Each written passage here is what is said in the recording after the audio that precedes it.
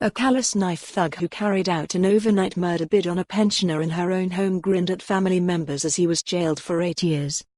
Billy Smith repeatedly stabbed Margaret Agnew, who was 69 at the time, in her home in Coatbridge, North Lanarkshire last October. She had to undergo life-saving surgery as a result of the terrifying attack. The High Court in Glasgow heard that Smith, 24, targeted the house because Mrs Agnew was continuing to associate with a man he believed was a paedophile. Smith was said to have been unimpressed that Mrs Agnew continued to be in contact with the man, who was in the house that night. Prosecutor Owen Mullan said the OAP was attacked with a knife or screwdriver-type implement. He added the crime appeared to be a revenge attack against the individual known to Mrs Agnew. Smith stormed into the house and ranted, "I am going to kill you both."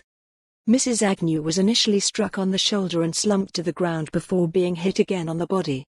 Smith, of Airdrie, North Lanarkshire, then fled. Police soon arrived at the blood-stained property.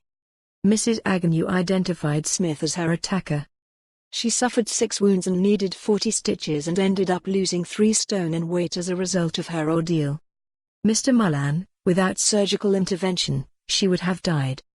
Smith's defense counsel Tony Lennon said any malice the thug had for the woman was nothing compared to what he thought of the other individual. Mr Lennon added, he has expressed his remorse for the lady who was seriously injured.